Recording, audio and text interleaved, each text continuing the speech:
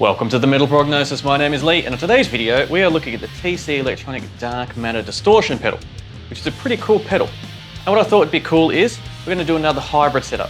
So we're going to use some hardware equipment like this and try to find some free VST plugins in the studio there. So free amp simulator and a free cab simulator as well, and see what type of tones and things we can come up with and see how it turns out. So let's cue that little cartoon intro, start plugging stuff in, and let's see what happens.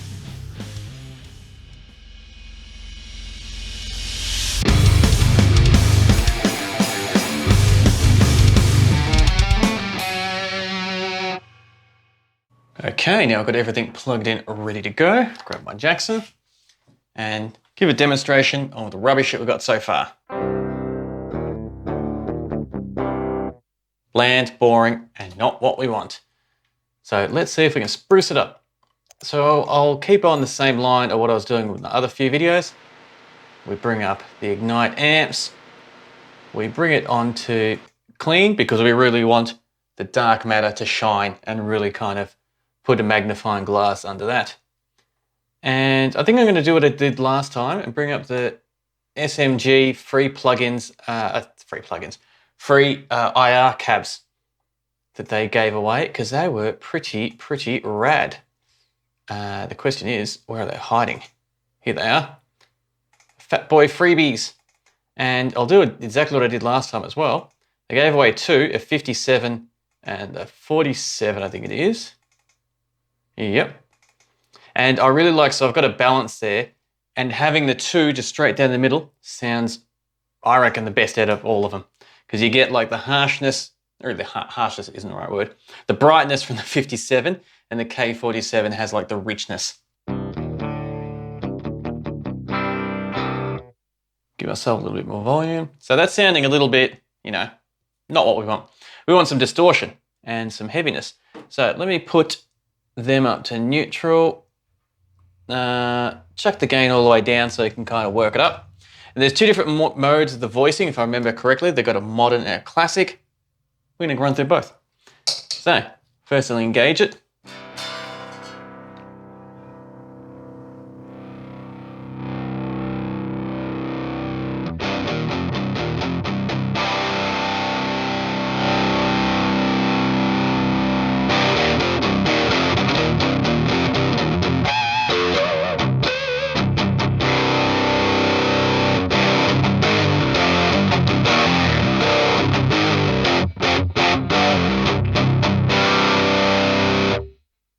Not too bad to start off with. So let's start mucking around a little bit. Let's add a little bit more bass, bring a bit more treb, and let's see if we can still have that clarity or if it's going to kind of muddy it up a bit.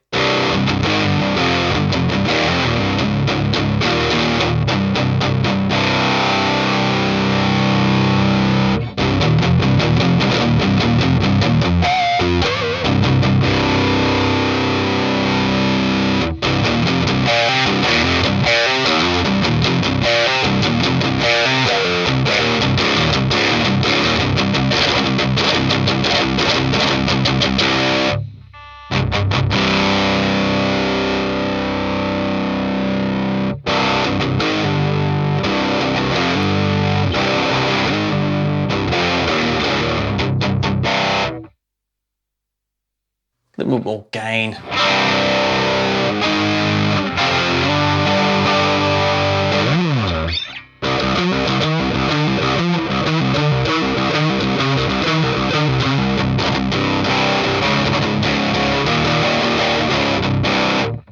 Let's try flipping the voice now.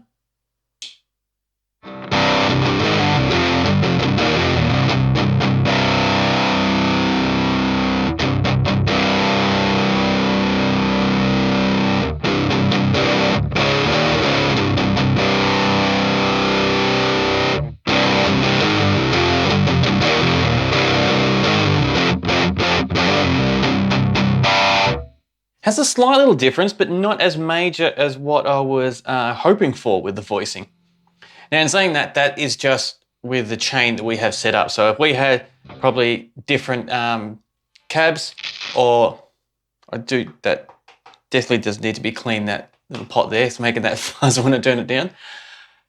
Or something with the amp, it'll probably react differently to it. But right now with the chain that we've got set up, it's not really doing anything vastly different.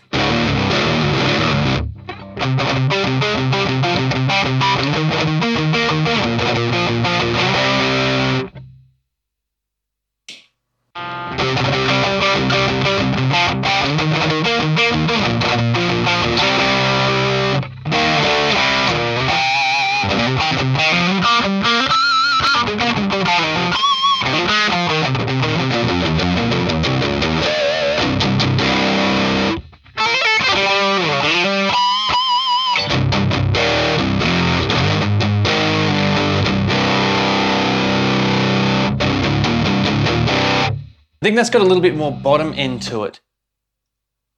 And I can't remember which one's which between modern and vintage or classic.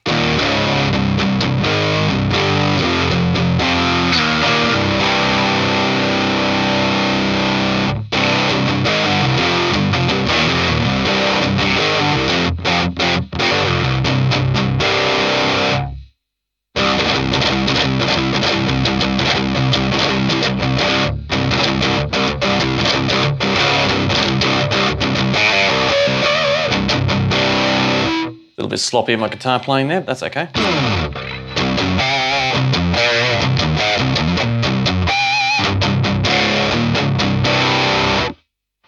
So yeah, not too bad. Let's chuck all the bass all the way down just to make sure.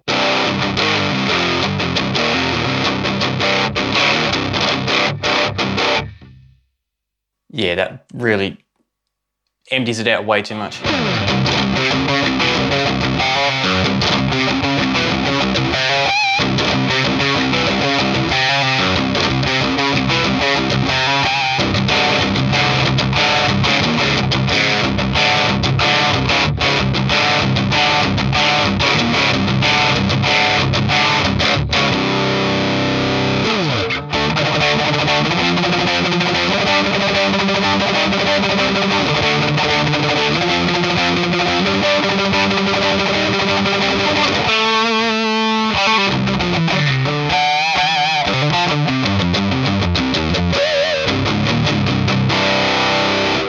So I think that's I'll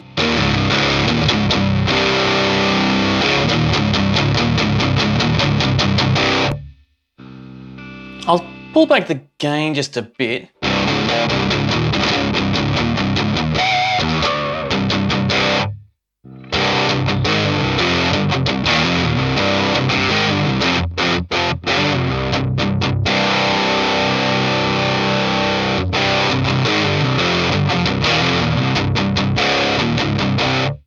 There's a very fine line there between having that clarity and being oversaturated. There's just, yeah, it's very fragile with this setup. And that little, just that little turn of the knob.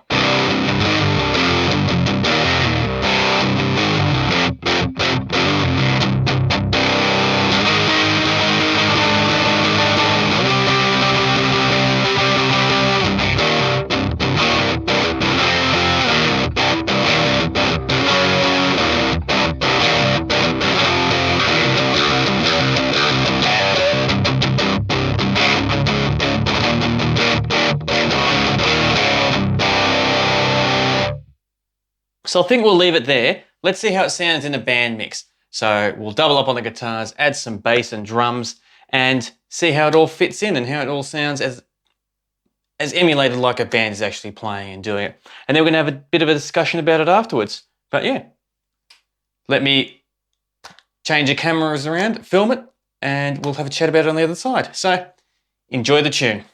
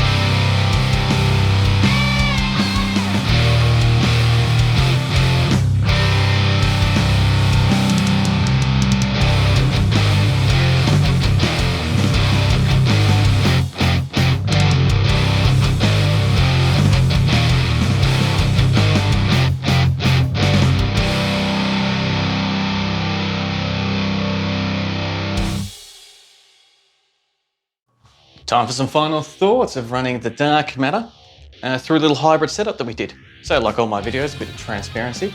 What I had running was my Jackson ran through straight into the dark matter here. And then I ran it through my little noise killer here. Purely because not so much there was too much unwanted noise, but it just makes editing so much quicker and easier. So I just put that on the tail end as a pretty much a pre-precaution. I don't know if I need it or not, but yeah, just to save time editing. Then that just went straight into my mixing console. And then what you saw on the computer is what you saw, what we did before. So now let's talk about the results of what we got from this.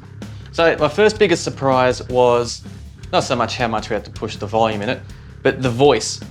Going from the vintage to the modern, that it's kind of its marketing thing that they've gone for this. I didn't really notice a huge difference, nowhere near enough for me to want to try do a blend or see how I can manipulate one over the other. It was just very, very minute. Not that that's a bad thing, but I think I was just hoping for a lot more. And I think maybe in one of my other setups, whether I was running it via the Dark Terror or another different amp that I've got lying around, maybe the Kraken or the Marshall, it might have had a bigger impact. And I was expecting to have that big impact again, but it wasn't there. That's no problem. One thing I did notice with this setup though, definitely compared to other ones, is to get enough saturation that it was a comfortable amount of distortion.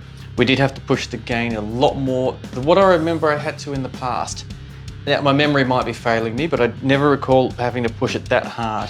And when we started doubling up on the guitars and putting it in the mix, it did seem just a little bit too oversaturated. Yet when we dialed it back, it was far too dry. So it was, yeah. Don't know if I need to do a little bit more backwards and forwards, which in all my videos you could argue that if you do that, you're going to get better results. I argue that if you do that, you get better results. But for this, it's about finding the tone with you together and then seeing how it fits in the mix, not doing too much backwards and forwards and stuff behind the camera. It's more all in front of the camera. So yeah, we had to definitely push the treble up to nearly max, the bass just above 12, but they added, but not majorly. Like the curve that they altered wasn't huge. Not a bad thing, just something worth noting.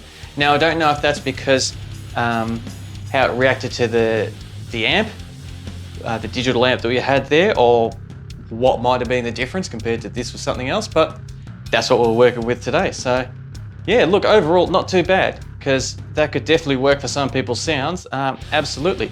The only reason why I think a little bit more not as good, purely because it is that I've used other pedals with these free VST plugins that have just worked out better. So is this bad? No. I was expecting a little bit more, yes, but that could just be a pure biased perspective because other ones have just turned out better, if that makes sense. But definitely keen for your thoughts on what you think about this and this whole hybrid setup and the end results that we got, because at the end of the day, they weren't bad. They definitely weren't bad. So yeah, it was definitely still worth doing.